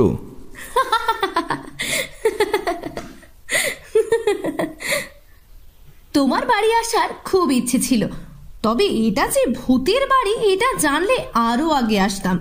আফটার অল আমি একজন জার্নালিস্ট, ইউনো, এই নিউজটাই আমার প্রমোশনও হতে পারে। কি যাতা বকছো প্রিয়া, এটা মোটেও ভূতের বাড়ি নয়, তবে কিছু ব্যাপার নিশ্চয়ই আছে, পরে দাদুর কাছে শুনছি। প্রিয়া এবার গম্ভীর হয়ে বলল, ব্যাপার তো আছেই, নয় আসার পথে একটার পর একটা ঘটনা। ওই বিড়ালটা হঠাৎ কোথা থেকে এলো, আমি দেখতে পেলাম না, শুধু তুমিই দেখলে। তারপর ওই লোকটা এই বাড়িতে আসতে বারবার বারণ করছিল, তারপর আবার নিমেষেই ভ্যানিশ হয়ে গেল। এই বিষয় নিয়ে বোধহয় একেবারেই ঠাট্টা করা উচিত নয় আমাদের। কি জানি কি ব্যাপার। প্রিয়ার কথা থামতেই তারা খেয়াল করল ঘরের বাইরে কেউ যেন দাঁড়িয়ে তাদের কথা শুনছে। কে ওখানে? কে দাদু? দাঁড়াও দাঁড়াও দাঁড়াও, বলছি কে। দৌড়ে গেল দিব্য, তবে ধরতে পারল না। কেউ যেন দৌড়ে পালিয়ে গেল তার মনে হলো। কি হলো দিব্য, কে ছিল? জানি না, তবে কেউ তো ছিলই। খাওয়া শেষ করে তারা দামুর কাছে গেল। সে বাড়ির বাইরেই বসেছিল। দাদু, তুমি কি একটু আগে ওপরে গিয়েছিলে, বা কেউ গিয়েছিল কি? না, আমি তো এইখানেই বসে আছি। সন্ধ্যের পর আর তোমার বাড়িতে আমি যাইনি। তুমি তো মানবে না, আর কি বলবো। থাকো এইখানেই, ভগবান রক্ষা করুক তোমাদের। তবে নিশ্চয়ই ও এসেছিল, ও জেনে গেছে। এখন আর চাইলেও তোমরা যেতে পারবে না এ বাড়ির বাইরে। এমনিতেও সন্ধ্যা হয়ে গেছে, ভালোই ভালোই আজ রাতটা কাটিয়ে কাল সকালে অবশ্যই চলে যেও। ততক্ষণ তোমাদের সুস্থতা কামনা করি। প্রিয়া হঠাৎ কি দেখে যেন চিৎকার করে উঠল। কি হয়েছে গো, চিৎকার করলে কেন? কি দেখলে? দিব্য, ওপরের ওই ঘর থেকে কেউ কি মারলো? একটা মেয়ে মনে হলো, আমি পরিষ্কার দেখলাম। ওই ঘরটা থেকে ও কি মেরে আবার ঢুকে গেল। আমি থাকবো না এখানে, অসম্ভব। কি বলছো প্রিয়া? মাথা ঠান্ডা করো। আর নিশ্চয়ই কিছু ভুল হয়েছে তোমার। কোনো ভুল হয়নি দিব্য, আমি যা দেখলাম এরপর আমি দাদুর কথায় সহমত। আমাদের সত্যি এখানে আর থাকা উচিত না।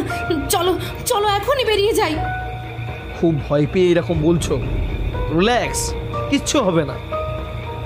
দাদু এবার বলো তো কি হচ্ছে, কি হচ্ছে এসব? হ্যাঁ, এই বাড়িতে তোমার দায়িত্ব ছিল বাড়িতে আগলে রাখা, কেন এসব আজগুবি ঘটনা ঘটছে?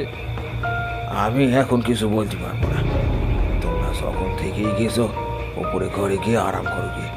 আর রাতের জন্য দুটো ঘরে বিছানা করে দিয়েছি, সেখানে ঠিক লাগে শুয়ে পড়ো। আমি চললাম। দামু চলে গেল। প্রিয়া খুব অস্থির হয়ে পড়ল। দিব্য, এখান থেকে চলো প্লিজ, এখনো সময় আছে। চলো প্লিজ, আর বিপদ বাড়িও না। Oh Priya, don't behave like a kids. ওপরে চলো প্লিজ, কিচ্ছু হবে না, আমি আছি তো।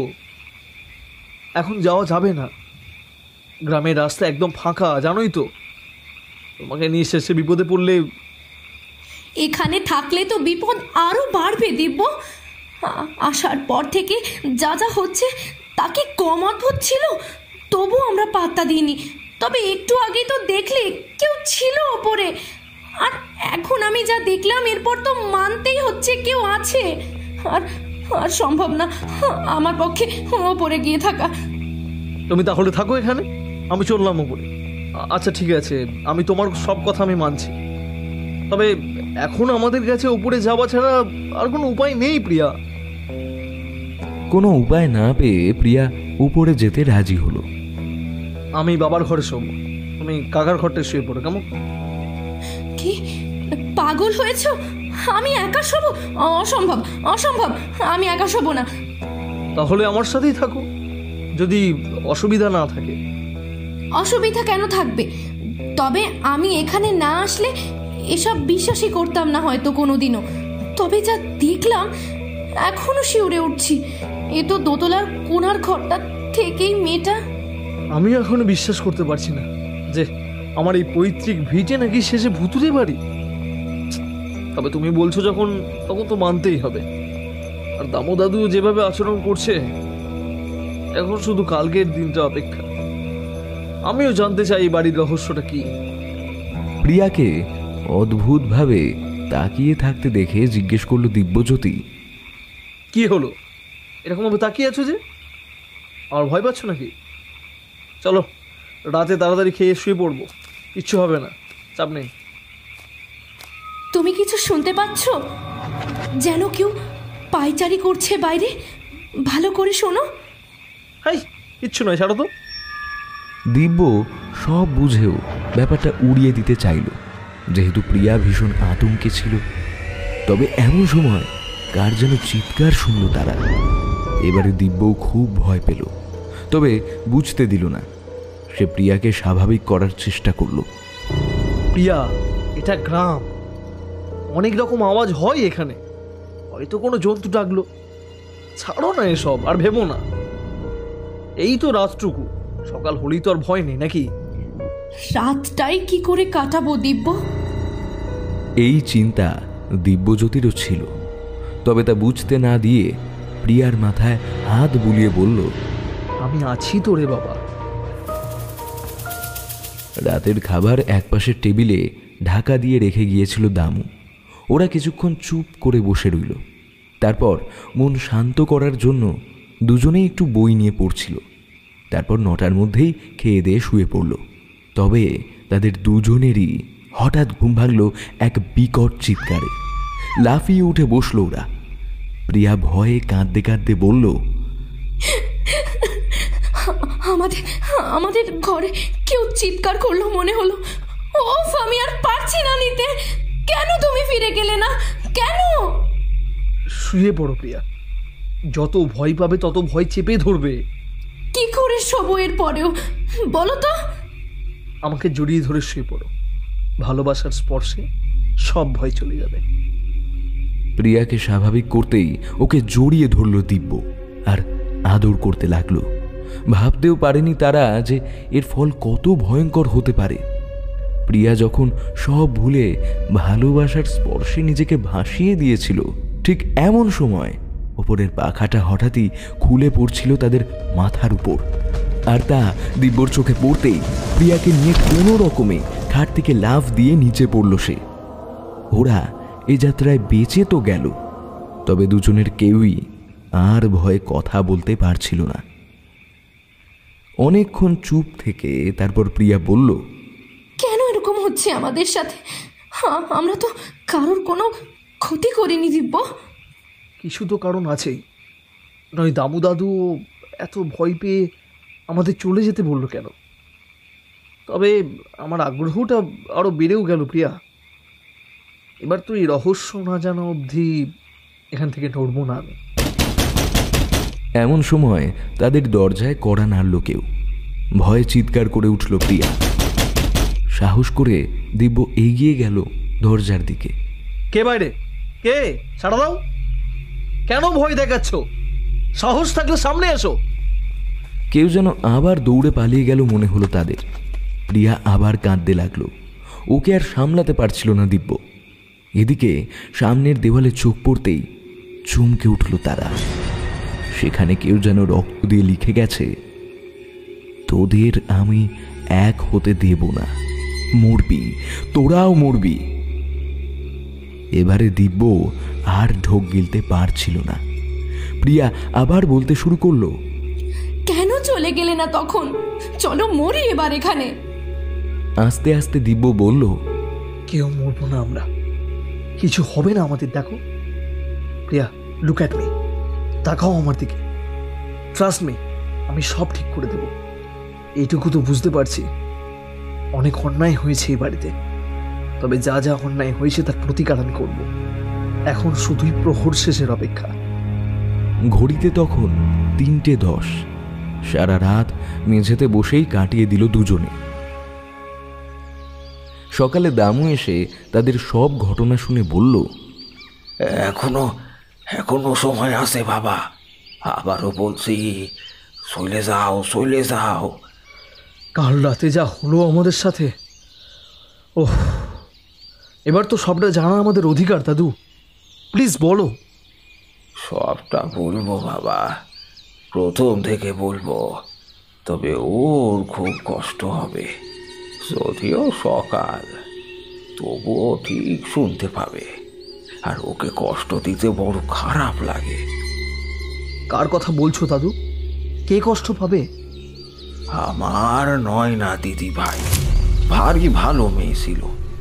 রান্না করা থেকে বাসন মাজা এ বাড়ির সব কাজ করত। তবে নজর পড়ে গেল ওই রাক্ষসটার। অত মিষ্টি সরল মেয়ে কিছুই বুঝতো না, অন্ধের মতো বাবুদের সব কথা শুনতো। ও কি জানতো কার মনে কি আছে? তুমি কার কথা বলছো দাদু? দাদাদের মধ্যে কি কেউ?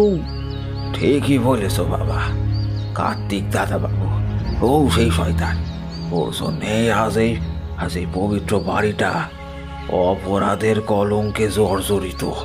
যার কুকীর্তির জন্যে অকালই একখান প্রাণ চলে গেল। কি করেছে কার্তিক দা? বলো দাদু, কি করেছে ও? ছাড়বো না ওকে আমি। নয় নাকি একা পেয়ে ঝাঁপিয়ে পড়েছিল ওর উপর কর্তা বাবু।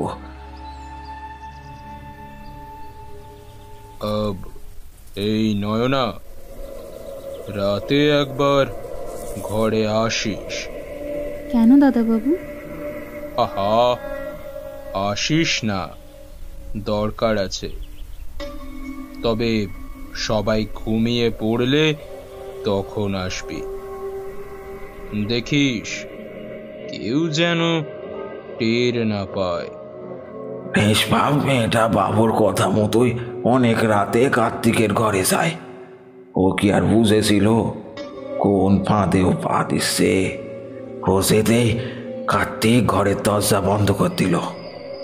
দরজা বন্ধ কেন করছেন দাদাবাবু? দরজা খুলে রাখলে কি আর এই কাজটা হবে রে? পাছে কেউ এসে যায়। কেন? কি এমন কাজ যে? শয়তানটার এক মুহূর্ত অপেক্ষা না করেই নয়নার হাত পা একেবারে চেপে ধরল। কি করছেন কি? ছাড়ুন, ছাড়ুন দাদাবাবু। নয়না এবার বুঝতে পারলো কি হতে চলেছে তার সাথে। দাদাবাবু, আপনার এই ছিল মনে? ছি ছি। কাছে আয়, আরো কাছে আয়।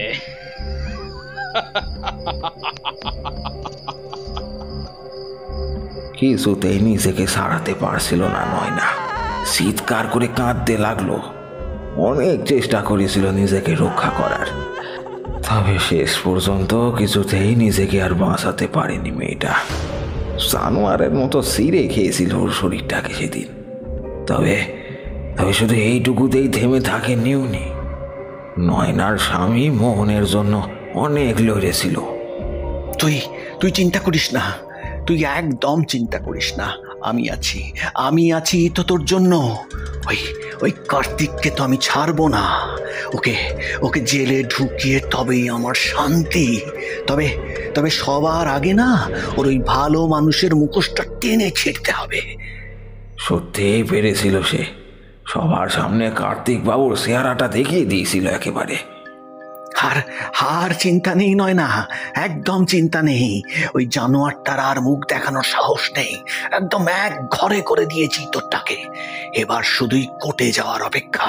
দেখবি আমরা ঠিক জিতবো। তবে ও যদি তোমার কোনো ক্ষতি করে? তুমি তো আমার বাঁচার কারণ। তোমার কিছু হয়ে গেলে আমার কি হবে ভেবেছো? ছাড়ো না ওসব। কি দরকার বলো তো? তুমি তো আমার কাছে আছো, আমার পাশে আছো। আর কি চাই আমার? কতজন তো ছেড়েই চলে যায়, তবে তুমি আরো আঁকড়ে ধরেছ আমাকে। এর চেয়ে বেশি একটা মেয়ে কি চায় বলতে পারো? আমি এতেই খুশি। আর তুমি ওর সঙ্গে ঝামেলা বাড়িও না। চলো কোথাও চলে যাই, আমরা নিজেদের মতো করে সেখানে থাকবো। না নয়, এটা সম্ভব নয়, একদম না। ময়দান ছেড়ে যাওয়ার মানুষ আমি নই। আর তোকে যে এত কষ্ট দিয়েছে তাকে ছেড়ে দেবো আমি? হ্যাঁ, তুই তো ভাবলি কি করে? না, ওকে ওর পাপের শাস্তি দিয়েই আমি ছাড়বো।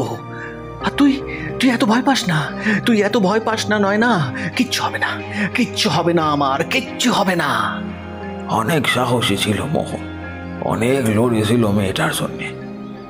কোর্টে কেস করতে গিয়েও ছিল, তবে আইনত বা লিখিতভাবে কেসটা শুরু হওয়ার আগেই কার্তিক বাবু ওকে নিখোঁজ করে দেয়। অনেক টাকার জোরে কেসটাও বাতিল হয়ে যায়। তাছাড়া আর কেই বা লড়তো নয়নার হয়ে? আর তো কেউ ছিল না মেয়েটার। কেউ এখনো জানে না নয়নার স্বামী কোথায় আছে, আদৌ বেঁচে আছে কিনা। স্বামীর ভালোবাসাটুকু নিয়েই তো শুধু বেঁচে ছিল মেয়েটা, সেইটুকুও কেড়ে নিল আপনার ভাই। এরপরে নয়না এই বাড়িতে গিয়ে আগুন দিয়ে আত্মহত্যা করে। সেদিনের ওর কষ্ট ভরা চিৎকার, কান্না আজও আমার কানে বাজে। সেই চিৎকার আগুনে দগ্ধ হওয়ার যন্ত্রণার চেয়েও মনের অব্যক্ত কষ্টের প্রকাশই বেশি ছিল।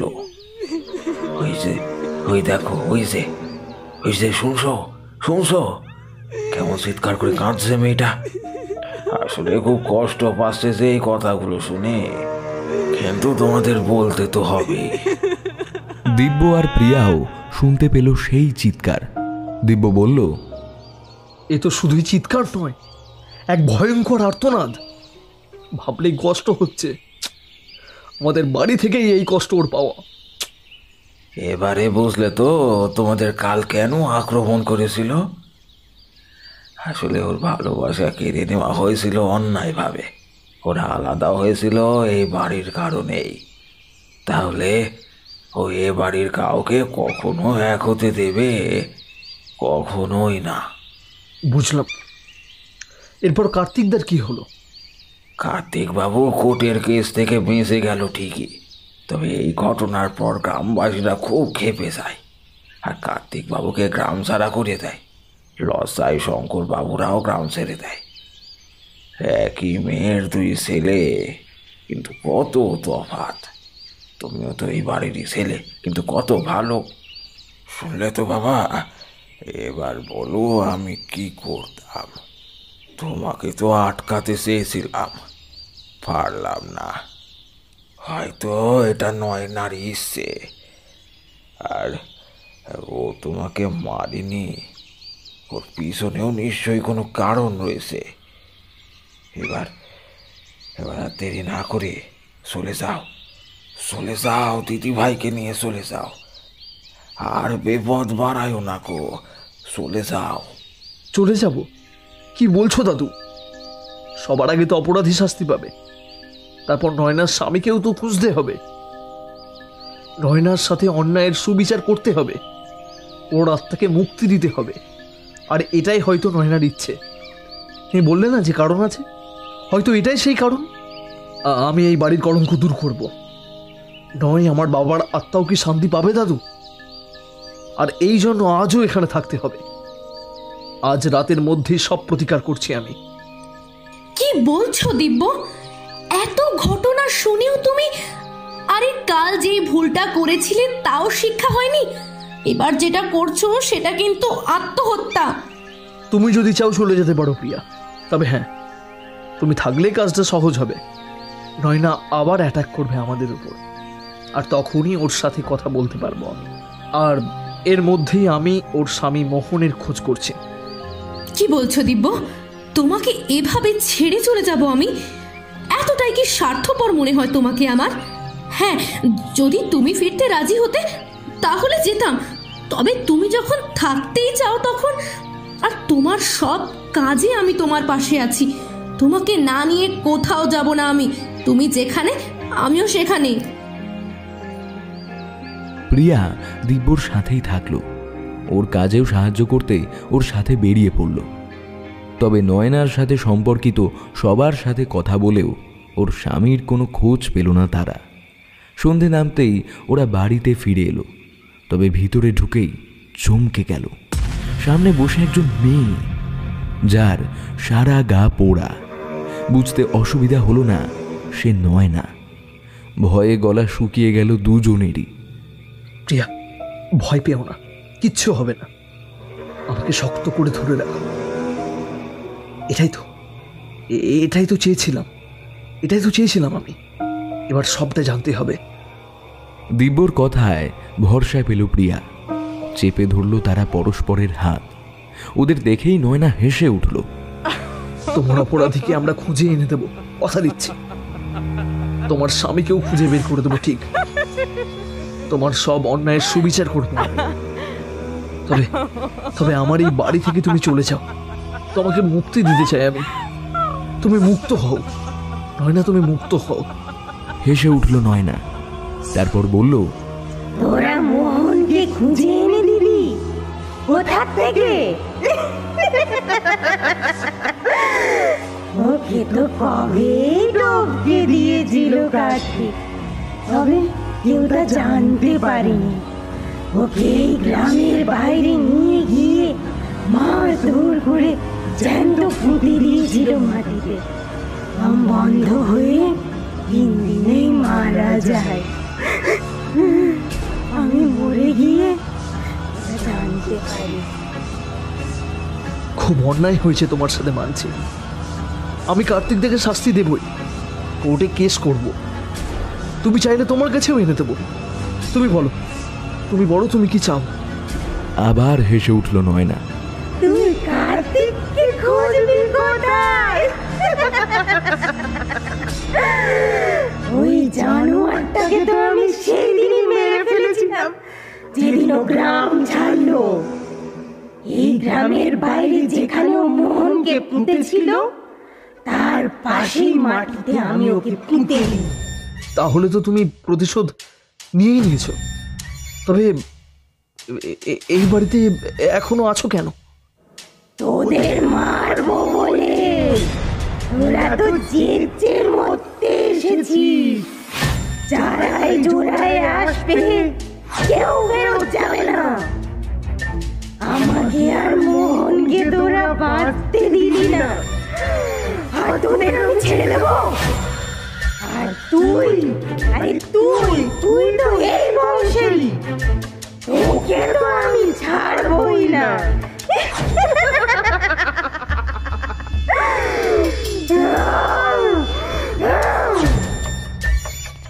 ওদের দিকে তেড়ে এলো নয়না। কোনো রকমে দৌড়ে বেরিয়ে গেল দুজনে বাড়ি থেকে। বাইরে দামু বসেছিল। তাদের দেখে বুঝতে পারলো কিছু ঘটেছে। কে কে হয়েছে বাবা? এত দৌড় এলে কেন? দাদু, দাদু আমাদের বাঁচাও, ও আমাদের তাড়া করছে, ওই দিকেই আসছে। কাঁপতে কাঁপতে বলল প্রিয়া। ও বাইরে আসতে পারবে না, ওকে আমি ওঝা দিয়ে বেঁধে দিয়েছি। আর ওই জন্যেই ও কাল তোমাদের মারতে পারেনি। ওর শক্তি ক্ষয় করে দিয়েছে ওঝা। তবে ওর মুক্তি হওয়াটা খুব দরকার। বড় কষ্ট পাচ্ছে কিনা মেয়েটা। ও কার্তিকদাকে মেরে ফেলেছে আগেই, তাও ও এই বাড়িতে কেন থেকে কষ্ট পাবে? আমিও তো মুক্ত করতে চাই ওকে, তবে কিভাবে করব? দোতলার ঘরে যাও, ওর কিছু জিনিস আছে ওখানে। ওর জামা ব্যাগ ওগুলো সরানো হয়নি এখনো, ওগুলো জ্বালিয়ে দাও গিয়ে। হয়তো তোমার এই জন্যই আসা দরকার ছিল এই বাড়িতে, কারণ ওঝা বলেছিল কোনো পবিত্র আত্মায় ওগুলো জ্বালিয়ে ওকে মুক্তি দিতে পারে। তুমি ডাক্তার, তোমার থেকে পবিত্র আর কেউ হতে পারে না বাবা। যাও যাও, আর দেরি করো না। তবে এই নাও, এই তাবিজটা পরে নাও, ও তোমাকে শুতে পারবে না। আর একা যাও, একা। দামু তার হাতের তাবিজটা খুলে দিব্যকে পরিয়ে দিল। প্রিয়া বলে উঠল, আমি তোমাকে একা ছাড়বো না দিব্য, আমিও যাব, তাতে যা হবার হোক। তুমি যেও না প্রিয়া, আমি একাই যাব, কিছু হবে না আমার, একদম চিন্তা করো না। দিব্য একাই সাহস করে গেল। তবে ভিতরে ঢুকতে গিয়ে বাধা পেল। কোথা থেকে যেন এক অদ্ভুত ঝোড়ো হাওয়া আসছিল। ওর চোখে, নাকে, মুখে এমনভাবে ধুলো ঢুকে যাচ্ছিল যে এই পরিস্থিতিতে দিব্য সামনে এগোতেই পারছিল না। তবে তার বাহুতে তাবিজটা ছিল বলেই হয়তো অনেক কষ্টে সে অবশেষে ভিতরে ঢুকতে পারল। তবে নয়নার ঘরে ঢোকার মুখে আবার নয়না বাধা দিল। দিব্যকে এবার সে শূন্যে তুলে উল্টে ফেলে দিল। দিব্য মাথায় জোরে চোট পেয়ে প্রায় অর্ধেক জ্ঞান হারিয়ে ফেলেছিল। নয়না বিকট হাসতে হাসতে বলতে লাগলো, তুইও তো এই বংশের, তোর রক্ত আর ওই জানোয়ারটার রক্ত একই, তোকে তো আমি ছাড়বই না। তোদের সবাইকে মারলে তবেই আমি শান্তি পাবো। দিব্য অনেক কষ্টে উঠে নয়নার জিনিসগুলো খুঁজতে লাগলো। তাবিজটা বাঁধা ছিল, তাই নয়না ওর কাছে আসতে পারছিল না ঠিকই, তবে দূর থেকেই নানাভাবে তখনও আক্রমণ করে যাচ্ছিল। তবে নয়নার জিনিসগুলো দিব্যর হাতের ছোঁয়া পেতেই নয়নার শক্তি ক্ষয়ে আসছিল।